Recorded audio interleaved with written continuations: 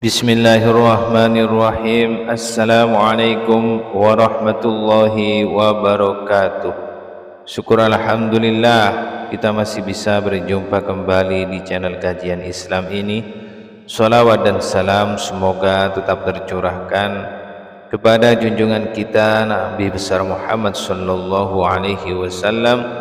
Allahumma salli ala sayyidina Muhammad wa ala ali sayyidina wa maulana Muhammad.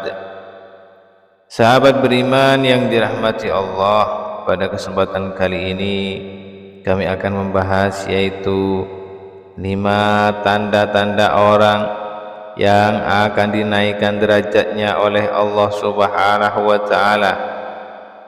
Berikut yang akan kami sampaikan, namun sebelum saya lanjutkan, alangkah baiknya Anda semua subscribe dan like video ini agar mendapatkan pemahaman dan notifikasi yang selanjutnya. Sahabat beriman yang dirahmati Allah, 5 tanda seseorang yang akan diangkat derajatnya oleh Allah Subhanahu wa taala. Yang pertama, dihadapkan dengan berbagai masalah. Di saat Allah akan menaikkan derajat hambanya, Allah akan menghadapkan kita dengan berbagai masalah yang akan membuat kita lebih bersabar dan bersyukur akan masalah yang sedang kita hadapi. Allah itu akan memberikan kesulitan kepada hambanya, tidak melebihi batas kemampuan hambanya. Dijelaskan di Al-Quran surat Al-Baqarah ayat 286. Bismillahirrahmanirrahim. La yukallifullahu nafsan illa wus'aha, laha ma kasabat wa 'alaiha ma iktasabat. Rabbana la tu'akhidna in nasina aw akhtana. Rabbana wa la tahmil 'alaina isran kama hamaltahu 'alal ladzina min qablina. Rabbana wa la tuhammilna ma la taqata lana bih. Wa'fu 'anna waghfir lana warhamna anta maulana fansurna 'alal qaumil kafirin. Yang artinya, Allah tidak membebani seseorang kecuali menurut kesanggupannya.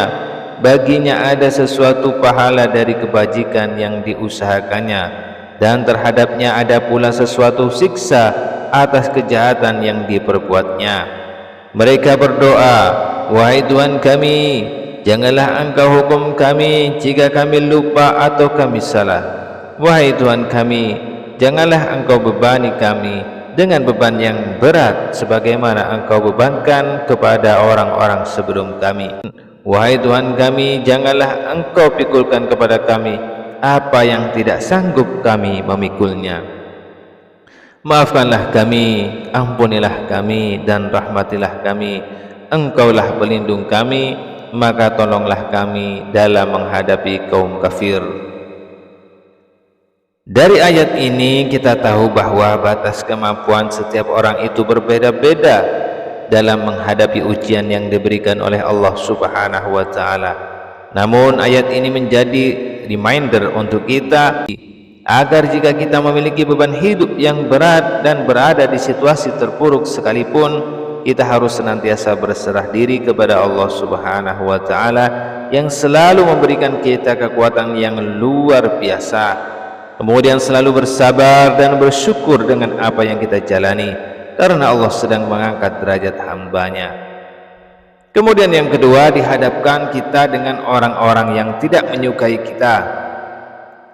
Pada fase ini kita diuji kembali dengan orang-orang yang tidak menyukai kita hingga kita seakan berada di titik paling lemah, di mana kita sedang berusaha menjadi seseorang yang lebih baik lagi dari sebelumnya. Pasti banyak sekali orang-orang yang akan menzalimi kita hingga melukai kita. Ini adalah ujian yang sangat berat dikarenakan kita juga hidup berdampingan dengan orang banyak. Situasi ini yang membuat kita harus lebih memahami keadaan dan situasi yang sedang kita hadapi dan lebih melindungi diri agar tidak membenci orang lain.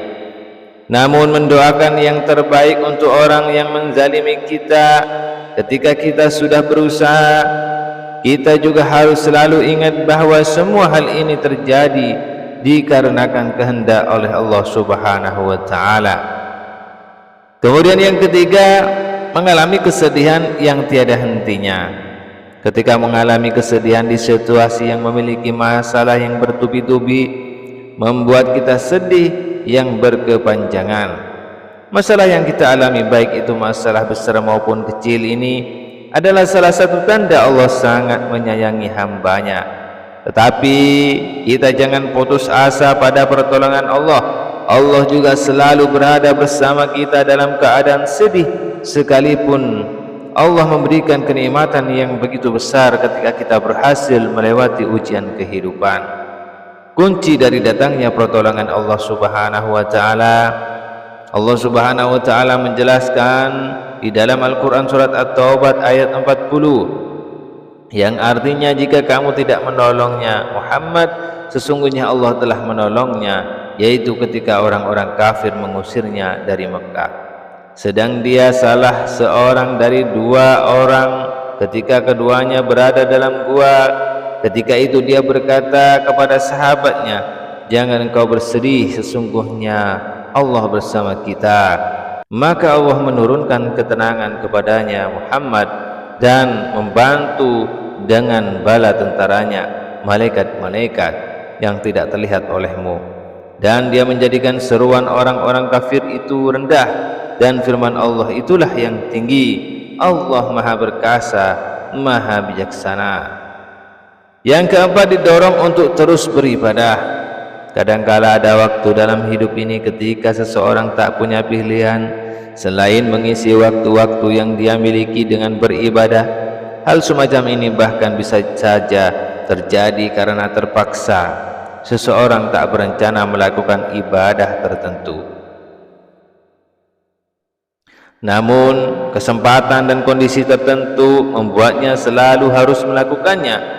Kasus paling sederhana dari kejadian semacam ini ialah ketika seseorang bisa dengan mudah melakukan kebaikan dan ibadah yang sebelumnya tak direncanakan. Yang kelima, dibuat tidak bisa bermaksiat. Kesulitan untuk bermaksiat yang dilatar belakangi oleh berbagai alasan juga merupakan tanda Allah Subhanahu wa taala sedang menaikkan seseorang. Bagaimana tidak, bila seseorang mengaku mencintainya dan dia pun mencintai orang itu, maka kemaksiatan adalah hal kotor yang sangat jauh dari kehidupan orang itu. Kasus sederhana dari tanda ini ialah ketika seseorang terus-menerus gagal melakukan kemaksiatan atau dosa meski sebelumnya telah direncanakan dengan baik. Bila hal ini terjadi padamu, jangan lengah, teruslah bersungguh-sungguh beribadah kepadanya, sebab dia sedang menaikkan derajatmu.